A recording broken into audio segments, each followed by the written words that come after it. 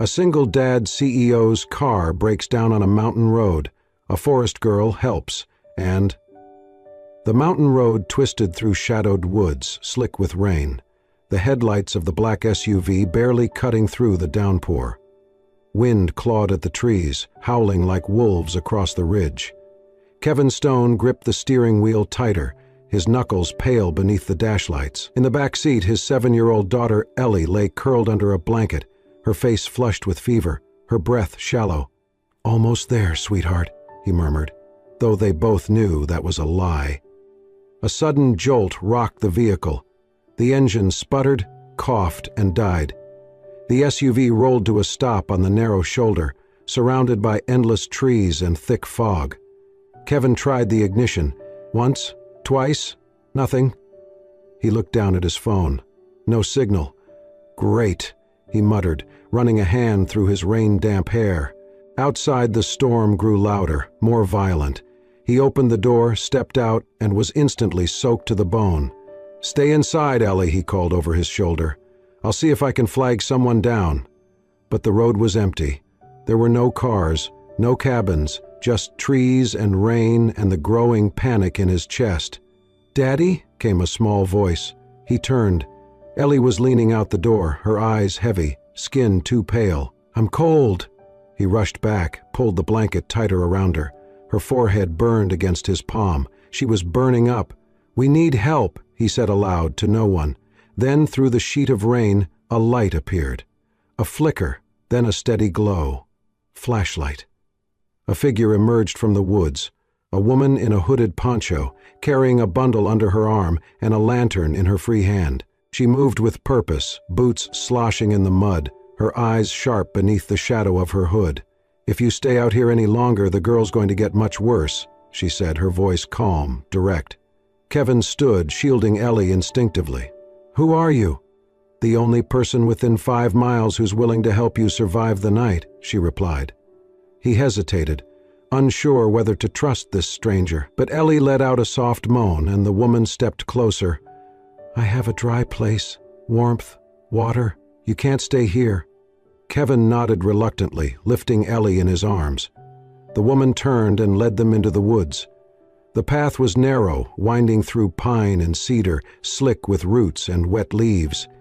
Kevin followed her closely, cradling Ellie to his chest, her tiny arms around his neck. She barely stirred. After about 15 minutes, a soft light appeared ahead. A wooden cabin stood nestled among the trees, smoke curling from its chimney.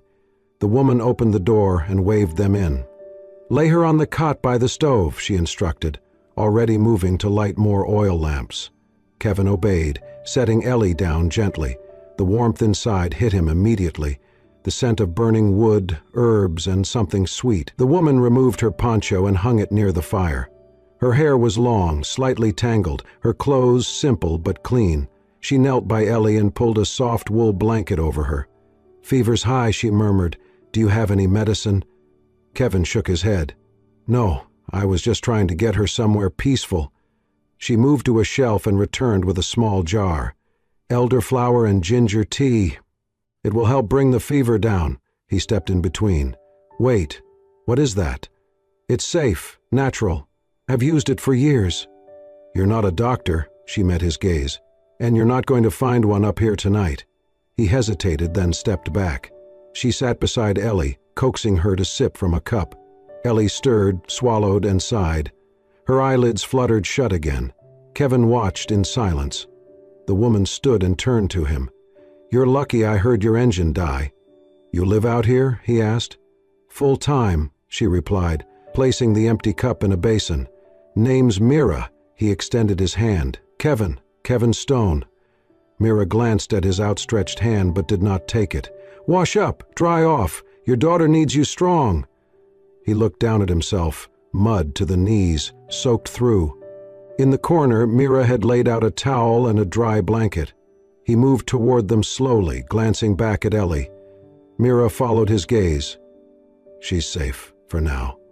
He sat heavily in the worn armchair, rubbing his temples. "I was trying to give her a break. She's been anxious. City life is noisy." Mira knelt to stir the fire. "This place is quiet. too quiet," he muttered. She smiled faintly. "You'd be surprised what you hear when you finally stop running." And he looked up, met her eyes.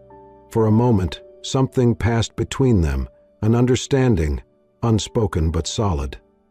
Outside, the storm raged on, but inside the small cabin, a fragile sense of shelter had begun to form. The morning light filtered through wooden slats and soft linen curtains, casting golden lines across the small cabin. Kevin stirred in the armchair, his neck aching from the awkward sleep. He blinked, unsure for a moment where he was, until the scent of cedar, herbs, and burning wood reminded him. He sat up quickly. "Ellie?" "She's here," Mira's voice came from the far side of the cabin. "Still sleeping." Kevin turned. His daughter lay on the cot near the fireplace, her cheeks less flushed, her breath deeper, steadier. A cool cloth rested on her forehead. Mira was crouched beside the wood-burning stove, stirring something in a clay pot. Her long hair was tied back now, and she moved with the ease of someone who knew every inch of the space she lived in. "Her fever broke a little after midnight," she said without looking at him.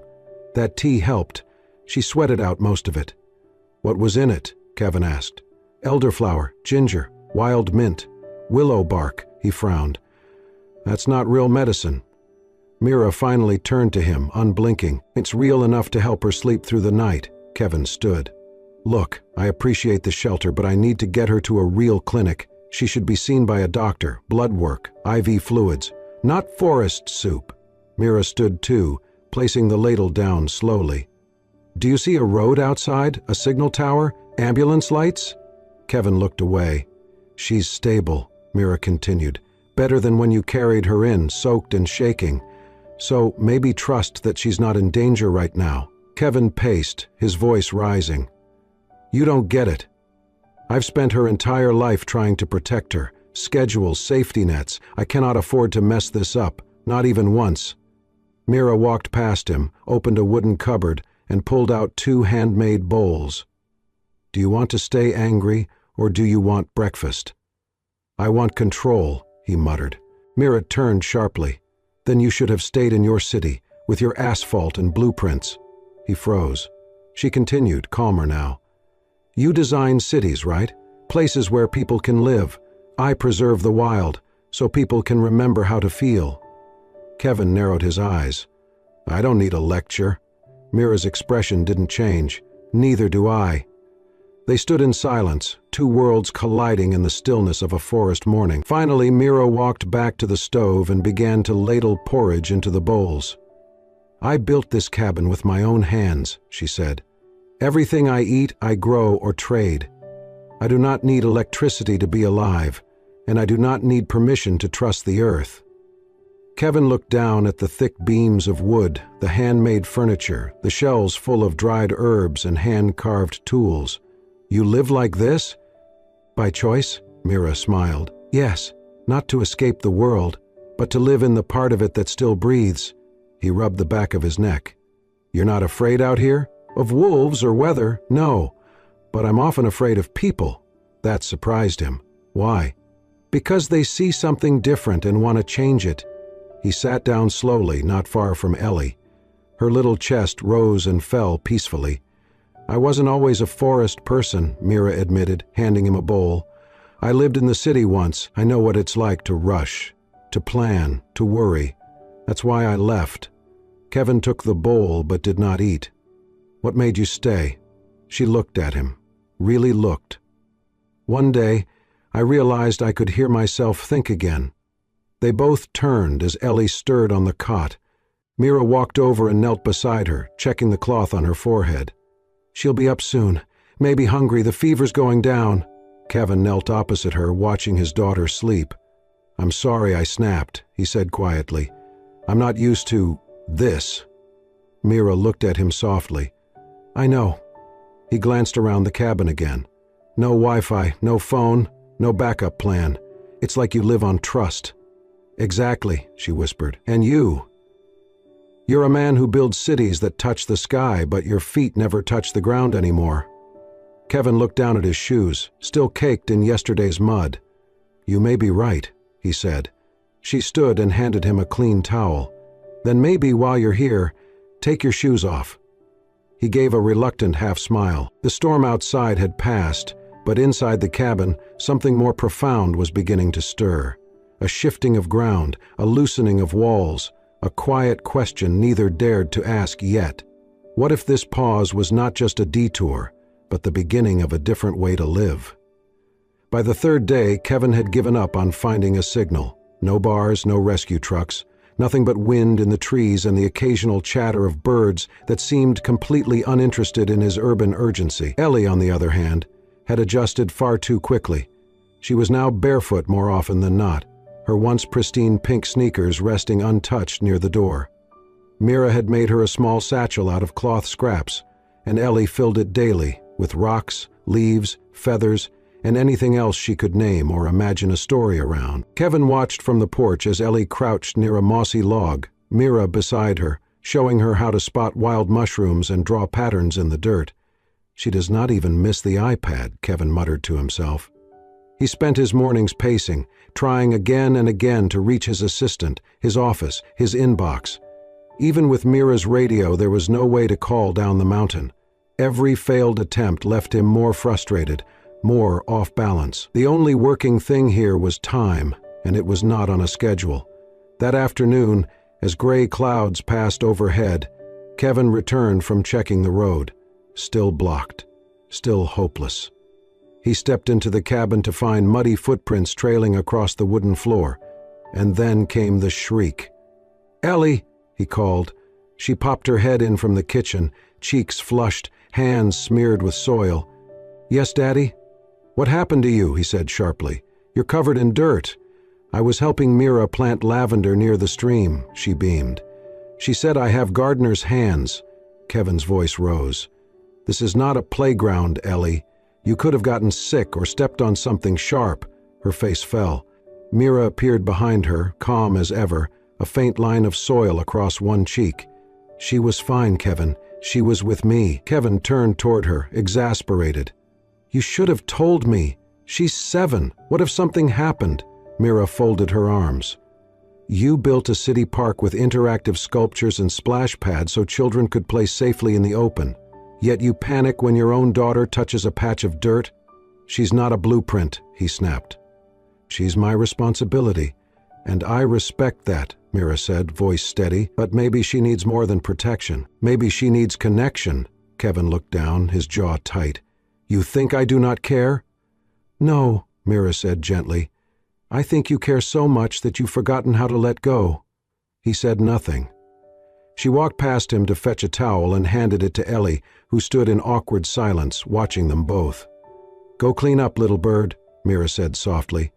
Ellie nodded and disappeared down the hallway. Kevin sighed and rubbed his temples. "I'm not trying to be the bad guy."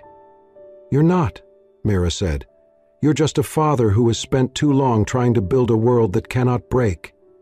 Kevin sat down on the edge of the chair near the hearth. "I used to think the more I designed, the more I could control. Buildings, spaces, even emotions." Mira crouched beside the fire, adding another log. "And what happens when the world grows outside your designs?" He looked at her. "You let it grow," she whispered. The fire crackled between them. That night, Kevin stepped outside after Ellie had fallen asleep. The stars were brighter than he had seen in years. No light pollution, no traffic, just wind and crickets. Mira was already there, sitting on the old wooden swing she had tied between 2 trees. He joined her. "Thank you," he said softly. "For what?" "For letting my daughter touch the earth without asking permission." Mira smiled, her eyes reflecting the starlight. "She reminded me of someone. A girl I used to be, before the noise." Kevin leaned back, gazing up. "You really never wanted to go back?" "I went back once," Mira admitted. "I lasted 3 days. I could not breathe with concrete beneath my feet." He nodded slowly. "And you?" she asked. "What would you design if no one told you what it had to be?" He thought for a long moment. "A place where Ellie could run barefoot through grass without anyone asking her to stop." Mira chuckled. "You might be closer to that than you think." In the silence that followed, something between them softened. The line between man and architect, forest and freedom, began to blur. And in that moment, surrounded by trees older than memory, Kevin wondered for the first time if he had finally found the foundation worth building on. Not with bricks, but with roots. The storm rolled in just after nightfall. Rain pounded the roof of the cabin like 1,000 tiny drums, and wind howled through the trees like a wild ancient choir. Inside, the fire flickered low, and the single bulb overhead sputtered, then went dark. Kevin stood near the window, staring at the black screen of his phone. "No signal," he muttered. "No power. Perfect." Mira calmly lit a candle, then another. She moved with quiet precision, placing them along the mantel, casting the cabin in a soft golden glow. "It happens," she said simply, as if the storm outside was just another passing guest. Ellie stirred on the cot, uneasy in her sleep. Mira walked over, knelt beside her, and gently pulled the blanket higher. The little girl whimpered, turning restlessly. Without hesitation, Mira lay beside her, curling her arm around Ellie's tiny body. She began to hum, low and soothing, a tune Kevin didn't recognize. Simple but tender, like a lullaby that belonged to the trees. Kevin watched, unmoving. His daughter calmed almost instantly, snuggling into Mira's embrace. Something tugged deep in his chest. He had never seen Ellie so safe, so still, not even with him. Mira didn't speak, didn't ask for thanks. She just held her, as if she had always been meant to. When Ellie finally drifted into steady sleep, Mira sat up and glanced at Kevin. "She's okay now," she whispered. He nodded, his throat tight. She walked over and handed him a candle. "There's more in the kitchen if we need them." He took it, their fingers brushing briefly. It was the lightest of touches, but it sparked something unnamed. They sat by the fire as the storm raged outside. The candlelight danced between them, painting shadows on the wooden walls. Kevin leaned forward, elbows on his knees, studying the flickering flames. "You're different," he said quietly. "Most people would have called the cops, or told me to go back down the mountain." Mira smiled, but there was a sadness behind it. "Most people aren't trying to outrun themselves." He looked at her, surprised. She returned his gaze, calm and clear. "You didn't bring your daughter up here just to escape noise. You brought her because something in you is tired of the noise." He exhaled. "I guess I thought if I could just build the perfect getaway, the stress would melt off. And it followed me anyway." She nodded knowingly. Kevin leaned back, staring at the ceiling. "I spend my life designing spaces for others, parks, homes, plazas, places for people to gather, to feel alive. But sometimes," he paused, "sometimes I forget how to feel alive myself." Mira looked down at her hands. "I used to study art, watercolor, mixed media. I wanted to open a gallery, bright space, tall ceilings, music playing all day long." "What happened?" Kevin asked gently. "My mom died when I was 20. Cancer." Mira's voice was steady but soft. "She was the only person who ever really saw me. After she passed, I stopped painting. I dropped out, moved here. I thought if I surrounded myself with silence, I'd stop hurting." "Did it work?" he asked. She glanced toward the window where lightning briefly lit up the sky. "No, but eventually the forest gave me something else." "What's that?" "Presence. Pain didn't go away, but at least here, I could feel it without pretending I was okay."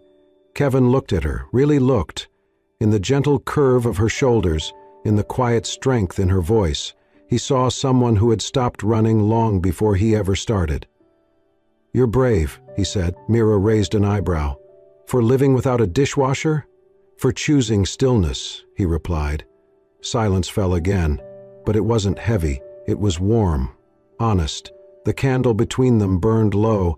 Kevin turned to her. "I know how to create beautiful spaces, but I'm starting to wonder if I ever knew how to live in them."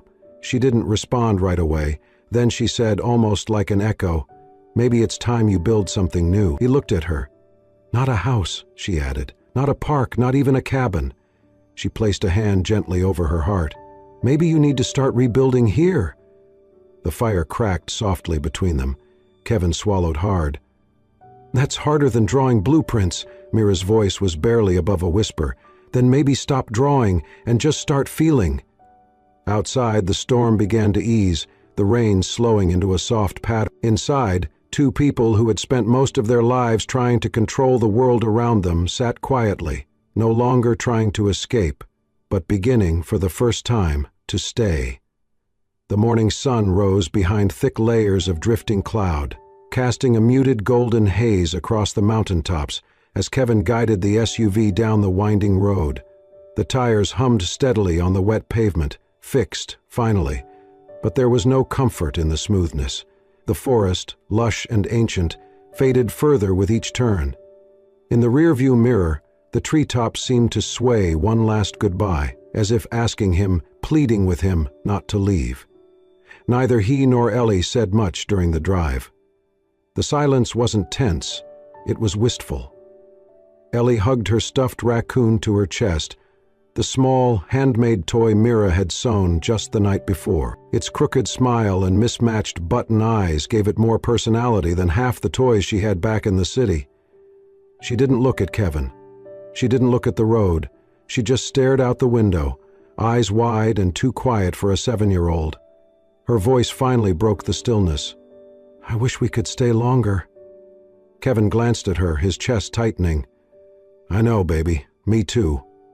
But Mira hadn't asked them to stay. She had embraced Ellie tightly, whispering something into her hair Kevin couldn't hear. Then she'd turned to him, resting her hand briefly on his arm, a silent, steady touch, and said only, "Be safe. The road is long, but some paths find their way back." And now, that road had led them to the bottom of the mountain and back to the city. Everything felt wrong. When Kevin opened the door to their high-rise apartment, the familiar chill of air conditioning swept over them. It used to feel like coming home. Now it felt sterile, over-sanitized, soulless. The gleam of polished floors, the sleek, sharp-edged furniture, the minimalist decor, all pristine, untouched, unlived in. Ellie didn't say a word. She slipped off her boots, leaving small wet prints across the hardwood as she disappeared into her room. Kevin didn't follow. He just stood in the center of the living space, his briefcase still in hand, staring out the massive floor-to-ceiling windows at the skyline he had once loved. The view used to inspire him. Now it made him feel like a stranger in someone else's life. Later that night he tried to work.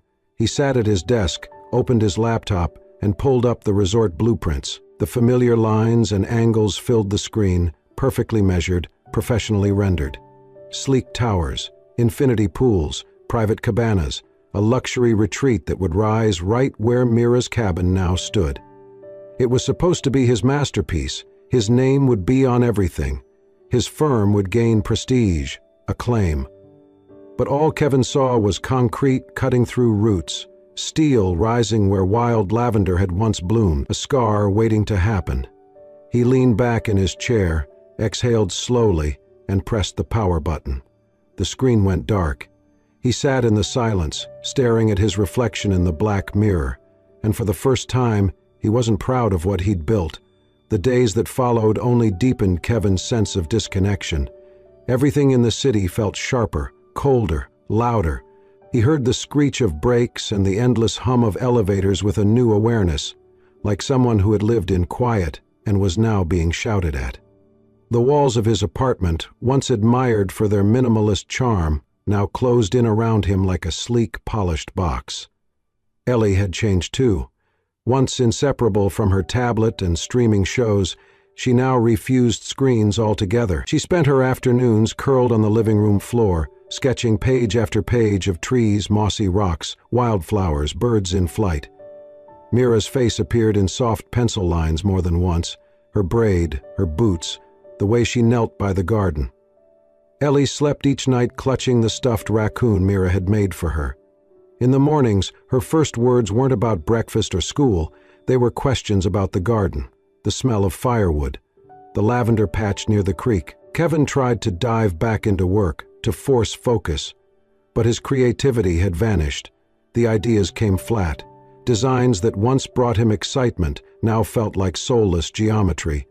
He sat in meetings nodding on autopilot, making decisions he didn't believe in, his mind drifting to streams and stone paths, to Mira's quiet voice and Ellie's laughter echoing through pine trees. On the fourth evening, Kevin came home late and found Ellie on the balcony, wrapped in a blanket too big for her. Her sketchbook was open in her lap, pages fluttering in the breeze. The air smelled faintly of traffic and takeout from a nearby restaurant. "I don't like it here anymore," she said, eyes still on the skyline. "It smells like plastic. There are no crickets." Kevin sat beside her, the ache in his chest familiar now. "Do you miss Mira?" Ellie nodded slowly.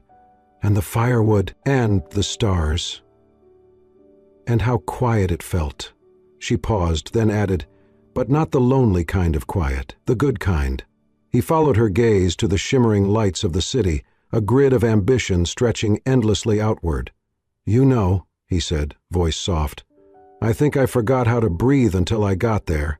Ellie turned to him, eyes wide and honest. "Then why are we here?" He had no answer. But that night, he stayed up long after Ellie went to bed, standing in the dark kitchen gripping a cold mug of tea. Something shifted inside him, not a whim, but a quiet clarity. The next morning, Kevin walked into the glass-paneled office of the resort development firm. He was greeted with handshakes, espresso, eager smiles. They gathered around a long conference table, waiting to hear about the project. Kevin opened the sleek black folder of blueprints, stared at the lines for a moment, and then closed it again. "I can't go forward with this project," he said. The room froze. "Excuse me?" one of the partners asked, leaning forward. "I'm withdrawing," Kevin repeated. "Effective immediately." "This is a multi-million-dollar contract, Kevin," another voice said. "What happened?" Kevin turned to the window. He saw reflections of suits, chrome, and high-rises, but his mind was filled with trees. "I went to the site," he said. "I met the land, and the people who live there. It's not just wilderness. It's not empty, it's full, and building over it would not be creation, it would be destruction." A beat of silence passed. "You'll be walking away from a lot." He nodded. "I'd rather lose a contract than lose myself." And with that, he picked up his folder and walked out of the boardroom, without looking back. Later that evening, as he and Ellie packed a few bags, she looked up at him and smiled. "Where are we going, Daddy?" Kevin zipped her bag shut and touched her hair gently. "We're going back to the place where we felt alive." She grinned, hugged her raccoon tighter, and whispered, "Back home." Kevin looked around the polished apartment one last time, and for the first time in years, walking away felt like coming home. The forest was no longer just a refuge, it was home. Weeks after returning, Kevin and Ellie settled into a rhythm that felt both unfamiliar and deeply natural. He had traded his downtown high-riser for a small cabin not far from Mira's. It was modest, open to the trees, with wide windows and a roof he'd helped patch with his own hands. It did not echo with silence. It breathed. Ellie began attending the local village school. She came home each day with leaves in her backpack and stories of hiking lessons, seed sorting, and a girl named Juniper who knew how to talk to frogs. Her laughter was louder now, wilder, free. Kevin worked remotely most weekdays. His architecture firm had agreed to let him consult from afar. He designed nature centers, parks, and green campuses, projects he believed in. And on Fridays, when his laptop shut, he shed his city skin and returned fully to the woods. Mira had changed too. She had transformed the old barn behind her cabin into an open-air art studio. Children from neighboring villages came to draw with charcoal, mix berry pigments, and paint leaves with tiny fingers. She called it Nest and Fern, and when she laughed during class, it sounded like the wind through birch trees. They never talked about labels. Kevin never pushed. But everything about the way they lived said one thing clearly. They were a family, not by name, but by rhythm, by presence, by choice. Every Saturday morning they walked the village market together. Ellie ran ahead with a basket too big for her arms, eager to help Mira choose apples and herbs. Kevin carried bread and honey, nodded politely at vendors, and listened to the townsfolk call him The City Man Who Stayed. One such morning the square was especially full. A harvest fair. Musicians played on crates, children danced barefoot, and couples wove through stands of handmade scarves and stone jewelry. Kevin reached for Mira's hand out of instinct, then paused. But Mira didn't hesitate. She took his hand firmly and laced her fingers with his. It was not for balance or politeness. It was not to shield from a crowd. It was a declaration. People turned. Some nodded, some smiled. A few whispered. But Kevin only saw the curve of Mira's lips, the calm in her eyes. She had never been one for grand gestures. She built fences from habit and rarely let anyone too close. But today, in this open space, she held his hand like it was the most natural thing in the world. He squeezed gently. "You sure?" Mira looked at him, her voice soft. "I'm not a leaf in the wind, Kevin. I choose where I grow, and I've chosen." Ellie ran up, mouth full of cinnamon bread. "Can we get pumpkin tea too?" Kevin laughed. "If you can carry the bag." Mira reached down and helped Ellie loop the strap over her shoulder. As the three of them walked back through the market, hands full, hearts light, Kevin realized something.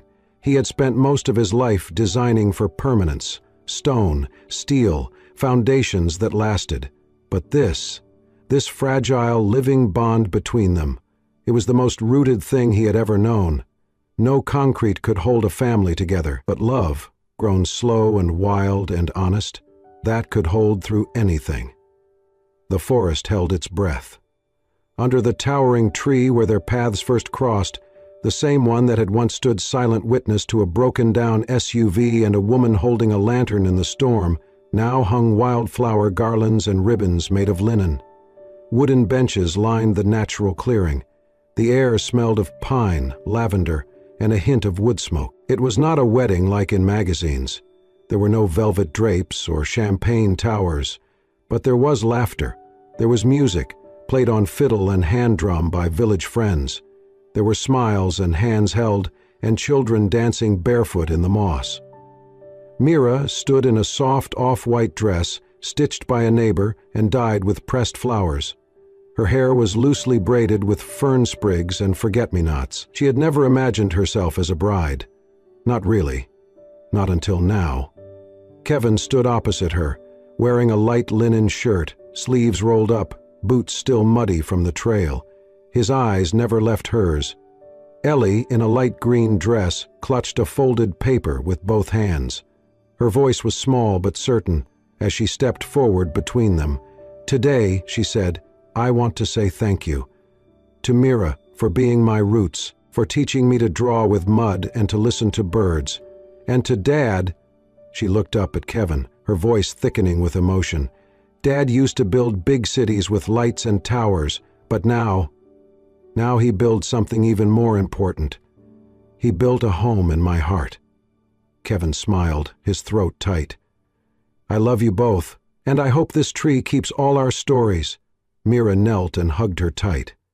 "It already has, little wildflower." They stood hand in hand as the elder of the village, an old woman with clear eyes and a voice like river stone, blessed their union with words passed down generations. "Marriage," she said, "is not made of rings or promises spoken in grand halls. It is made in firewood stacked for another, in hands held when no one watches, in every silent choice to stay." Kevin turned to Mira, took her hands. "You once told me I should rebuild from within," he said quietly, so only she could hear. "I didn't know then how. But you, Mira, you became my blueprint, my compass." Mira's eyes shimmered. "I used to think I was just roots," she whispered, "stuck, grounded, afraid of the sky. But with you I found something more." She glanced at Ellie, then back to Kevin, voice steady. "I found wings." Cheers broke out as the elder declared them husband and wife. They kissed, soft, warm, surrounded by the scent of pine and the laughter of children. Later, the celebration flowed into dusk. Lanterns were strung from branches, casting soft glows over plates of fresh bread, wild berries, forest stew. Ellie performed a butterfly dance with two other girls. Mira's art students gifted her a giant canvas with a painting of her cabin, a garden blooming wildly around it. Kevin sat beside Mira on the old wooden swing beneath the tree, their fingers intertwined. "You know," he said, "this wasn't in any of my plans." Mira leaned into him, resting her head on his shoulder. "Good," she whispered. "The best things never are." A breeze rustled the leaves above them. In the quiet of twilight, surrounded by the people they had come to love, and who loved them in return, it felt like the entire forest sighed in contentment. And as the stars blinked awake, Mira looked up at the tree and smiled. "I once stayed because I was afraid to leave," she said softly. "Now, I stay because it's where my heart has chosen to belong." Kevin kissed her forehead. "Then let's keep building," he murmured. "Not cities," she grinned. "No," he said. "Homes, right here." And beneath the branches that had once sheltered silence, now echoed a promise. That family was not made by blood or blueprints, but by choosing each other again and again, where the heart decides to stay. If this story warmed your heart and reminded you that family is not always found where we expect, but often where our hearts feel most at peace, then you are exactly where you need to be. Thank you for joining us on Kevin, Mira, and Ellie's unforgettable journey, from silence to song, from solitude to home. Let their story be a gentle reminder. Sometimes, getting lost in the forest is how we find what we were truly looking for. If you believe in stories that heal, inspire, and stay with you long after they end, subscribe to Soul-Stirring Stories. More heartfelt tales are just one click away. Don't forget to like, share, and hit the notification bell so you never miss a story that just might change your day or your life. See you in the next story, where the soul meets its echo.